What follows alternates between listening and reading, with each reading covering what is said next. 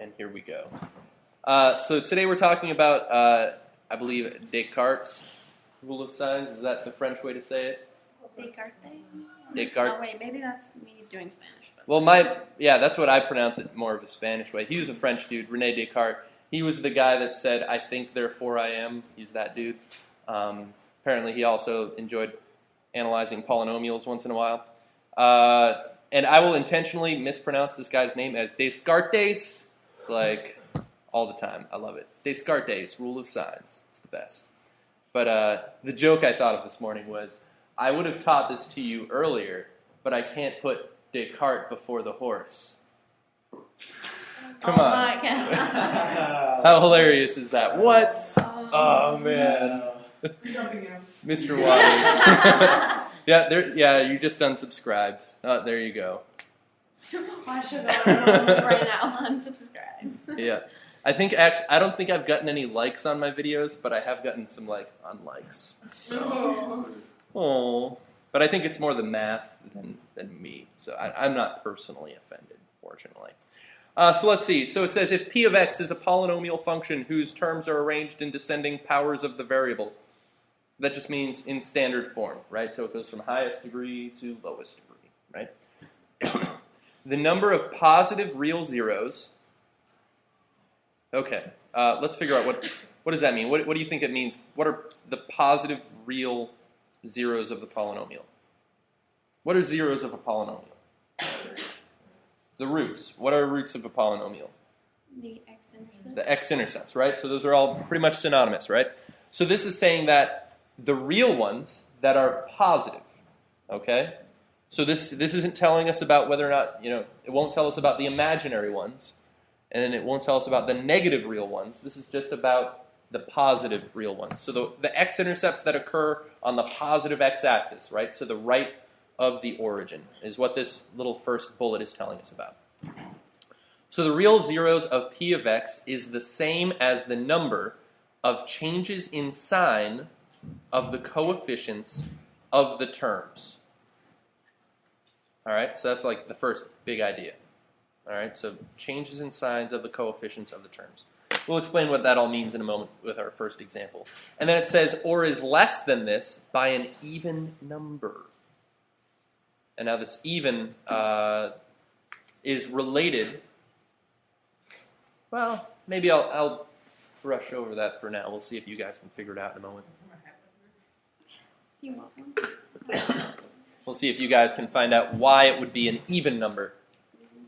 So let's see. So I think you guys have finished writing this down or whatever. I haven't even read the second bullet, but I want to actually jump right into an example. Let's see. So my goal is state the number of positive, negative, and imaginary. Let's see. Zeros for the polynomial. All right, so that's kind of my directiones. Yeah, what else was Descartes known for? I don't remember. Can't think of the other scientific stuff he did. But anyways, so let's see. State the number of positive, negative, and imaginary zeros for the polynomial. So what if I've got p of x is equal to 4x to the 5th plus 3x to the 4th minus 2x cubed plus 5x squared. This one's getting long. Minus 6x plus 1. There, let's see. I'll land it right there. So, if I want to figure out the number of positive real zeros, this says all I have to do is count the changes in sign of the coefficients of the terms. Okay? So watch this. So, let's see. My first term is positive. So, positive to positive, no change in sign, right? Positive to negative. That's a change in sign right there, right? So that's 1 so far. 1 change in sign. negative to positive. That's 2 changes in sign. Positive back to negative. That's 3 changes in sign. And negative to positive. So there are 4 total sign changes for this polynomial. Okay? Based off of just the terms. And this is saying that that is the same as the number of positive real zeros. Okay? So I'm going to make a little chart of possibilities. And my chart, I'm going to leave some space for maybe like 2 or 3 lines of work because my chart's going to be my answer. So my first column will be positive, my second column will be negative, and my last column will be imaginary.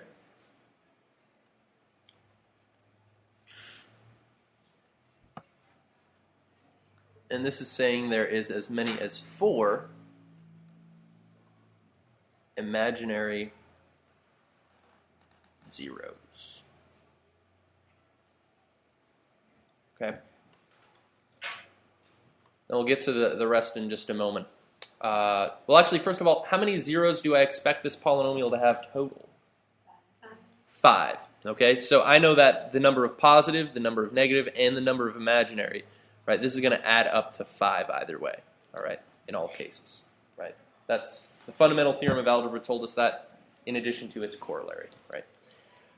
So let's see. So that's the first thing. And then it said something about or reduced by an even number. So that means this could be 4, it could be 2, or it could be 0.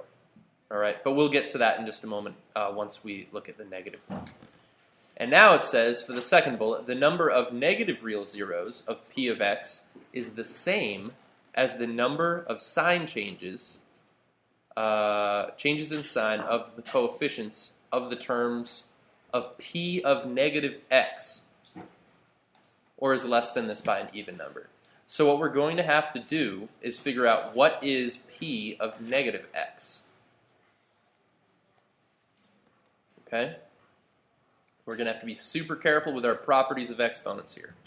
So this would be 4 times negative x to the 5th. I'm going to simplify this in a moment. Plus 3 times negative x to the 4th. Minus 2 times negative x cubed. Plus 5 times negative x squared. Minus 6 times negative x. And then plus 1. Barely fit. So, let's see, I'll let you finish writing that.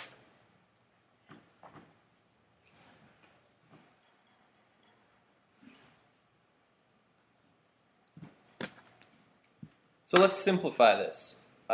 Negative raised to an odd exponent will give me what sign? A negative. A negative, right? So negative x all to the 5th is negative, and then I'm multiplying it by this positive 4. So that's going to be the same as negative 4x to the 5th when I simplify that term. Right? And then negative raised to an even exponent will be... Even. Right? No. Negative raised to an even will be what sign? Oh, okay. Yeah. Positive, right? Okay. And a positive times the positive 3 will still be positive. So this is positive 3x to the 4th. Okay, and then let's see what happens in this term. So negative raised to an odd will be what sign? Negative, and then times the negative 2, negative times the negative becomes positive 2x cubed. Let's have you guys finish off these other ones here real quick, and then I'll add them. So simplify those last 3 terms.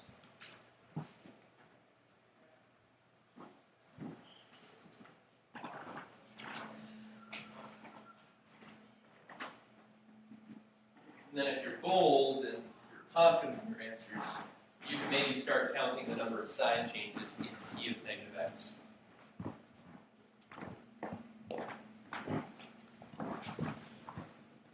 So let's see. So negative x all squared is positive times positive 5 is positive 5x squared. Negative x, technically to an odd exponent of little invisible 1, it's still negative. And negative times negative is positive, right? So plus 6x and then plus 1. right? So any difficulty there, right? It's just a lot of simplifying, lots of, actually what's interesting about this is even if I somehow did this wrong of negative 2 times negative, right? I could have said this is positive 7 and it wouldn't have mattered. The only thing that Descartes cares about is the sign. He doesn't care about the actual number, right? Because I'm just counting the sign changes. It technically wouldn't matter if I did the multiplication wrong. This is just potential for sign errors is really all it is, right?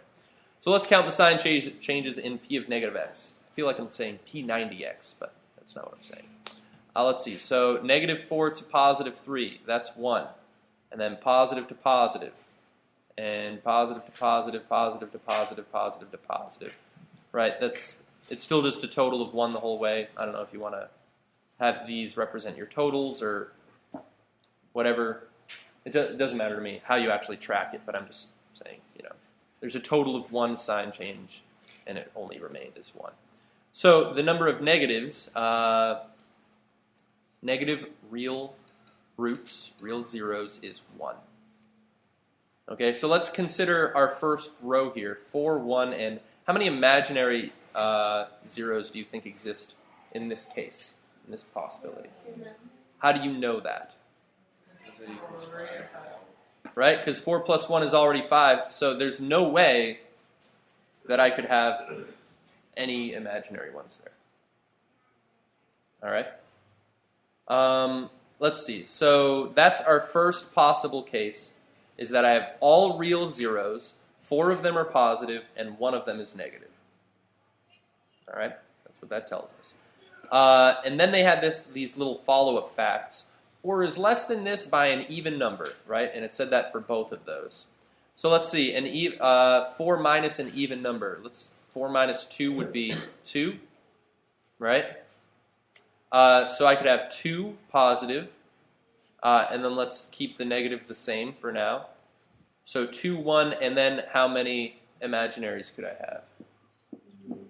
2, 1, and 2 still adds to 5, right? And then let's reduce this by another even number. I could reduce that by 2, so that's 0. So it's possible I could have 0 positive real zeros. Right? That sounds redundant. And we'll keep the negatives the same for the moment.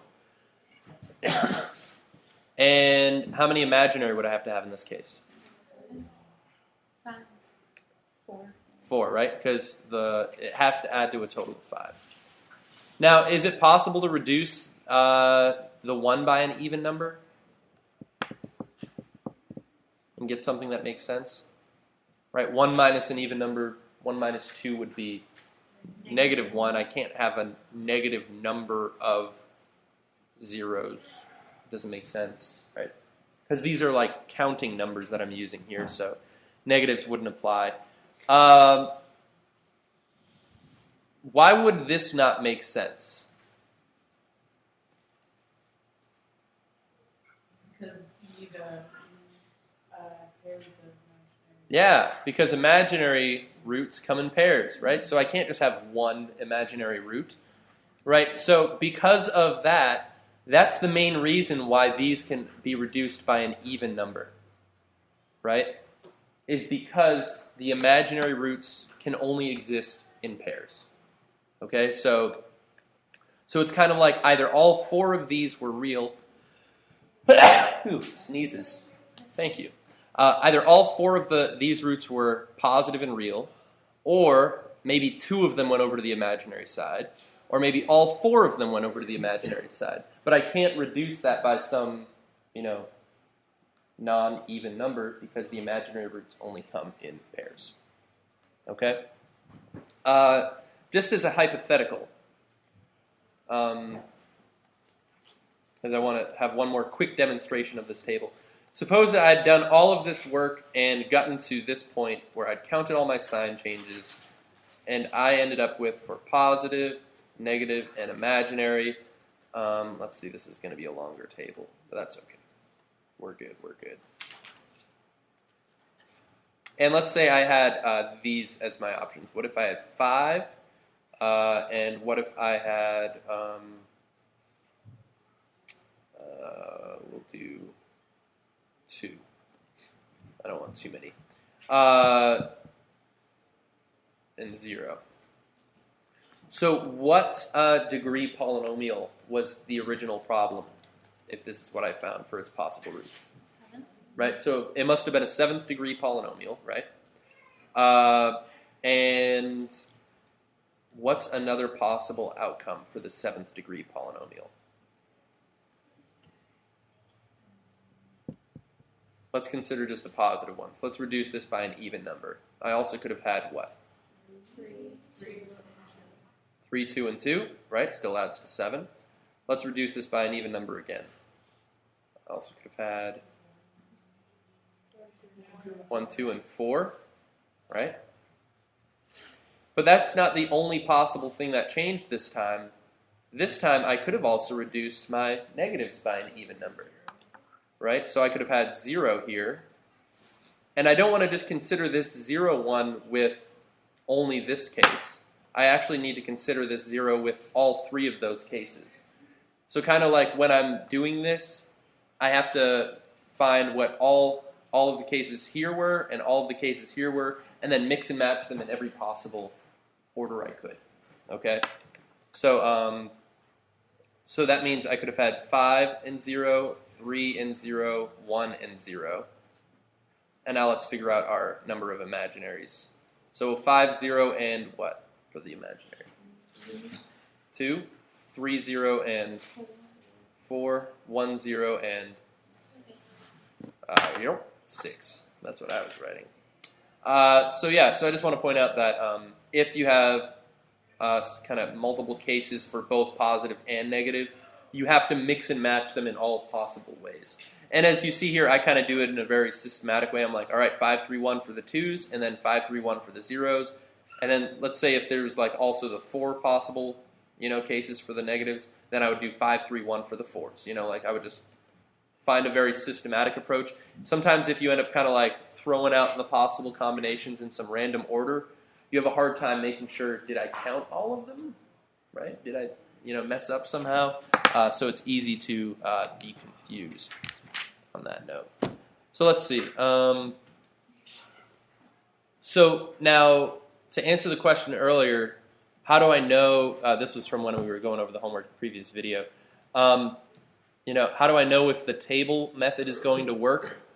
Well, this narrows it down a little bit, all right?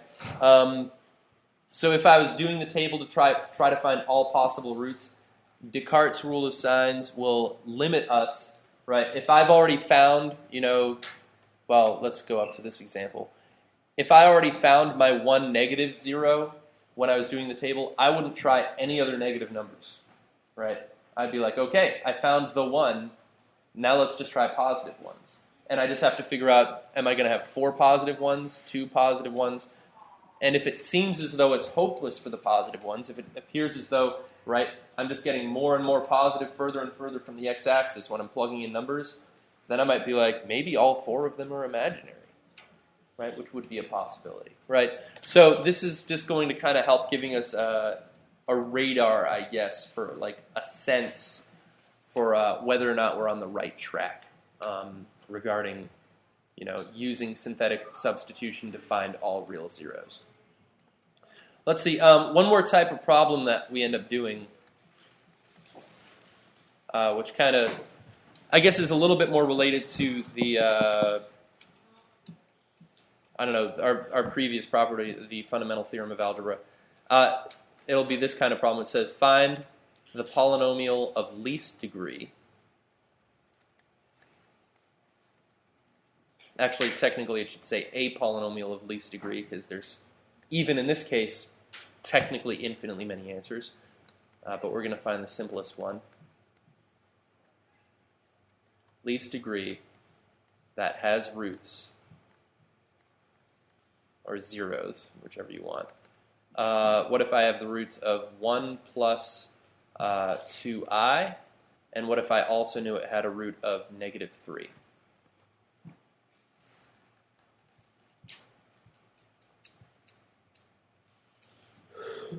So, so currently I know it's got 2 roots, so it's at least degree 2, right? Does it have to have another perfect logic, right? If it has this one imaginary one, what other one must it have? 1 minus 2i. So the polynomial of least degree, right, it would have to have at least 3 as its degree, right, to contain all of these zeros or all of these roots. Now, technically, there are, a 5th degree polynomial could also contain these roots. A 10th degree polynomial could also contain these roots. And in that case, our polynomial would just be like a depressed polynomial of that bigger one. We're not looking for, that case. We're looking for the most depressed polynomial that at least has these things to be happy about, right? It's got to count its blessings, right? Stop being so depressed, polynomial. Come on, right? So, if I know these are the bare minimum number of roots that it has, how could I find a polynomial that has those? What do you think I could do? Plug in one of the roots into that equation, or not the equation. Never mind. No? Any ideas? X take away 1 plus 2.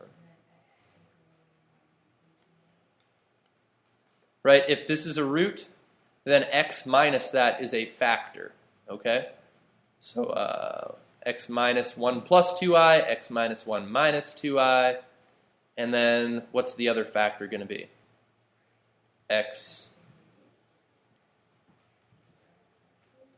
take away negative 3, right, which is x plus 3, right, as you said. Right, so if I can multiply all of these out, I'll end up being able to get my polynomial of least degree, right? So let me just simplify this a little bit. X minus 1 minus 2i, x minus 1 plus 2i, when I distribute those minus signs there, right? And then x plus 3. So let's actually multiply this out. This is just really, from this point on, it's just practice of the distributive property and a little bit of simplifying. There will be a little bit of some properties of, imaginary numbers in there, but yeah, so fortunately from this point on, it's not that bad. And what I want to point out is don't distribute these 3 things at once. Distribute these 2 and get an answer, and then distribute this one into it, okay? If you distribute everything together all at once, you probably included one factor too many times in doing so. So let's see. So this is going to take a lot of space. Man, that's like a frowny face. I'm sad how long this next line is going to be. But it'll have the really cool canceling out, so it's worth it. All right, so let's see. So just to give you an idea of what we're doing, I'm going to distribute this, and into this, and into this, and then I'll do the negative 1 into that, and that, and that, and then I'll do the negative 2i into that, and that, and that. So the first thing I'm doing is just this triple distribution. You don't have to draw those arrows. One school I taught at, they called the rainbow method, is what they call the distribution method, right? I don't know. It's like, but in that school they didn't do little under arrows. They just put all of them over. It's like, all right, yeah, I guess rainbow, sure. So let's see. So here we go. X times x, x squared. X times negative 1, negative x. X times 2i. Oh, there's my favorite, Twix. There we go. And then negative 1 times those. Negative x plus 1 minus 2i. And then negative 2i times all of those will be minus Twix plus 2i and minus 4i squared. And x plus 3 still hanging out on the outside.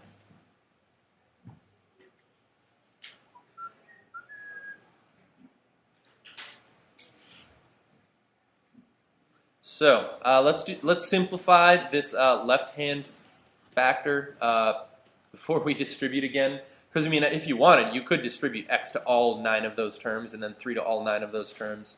It would be pretty cool looking when we canceled it all out afterwards, but let's do it before that. What can I cancel here? Twix.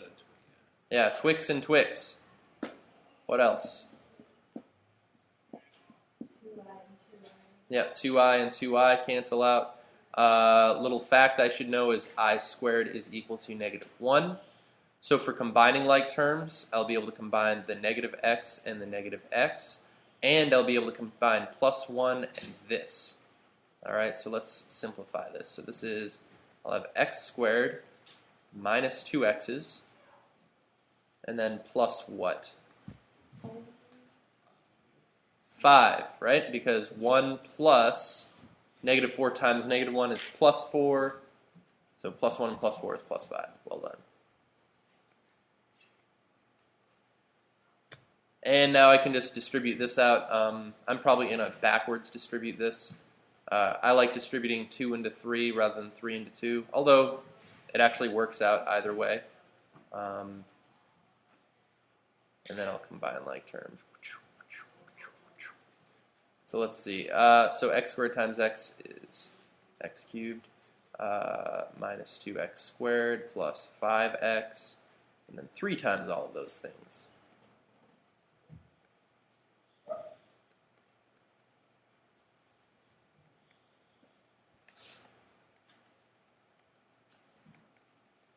And I think I get my answer here when I combine like terms. And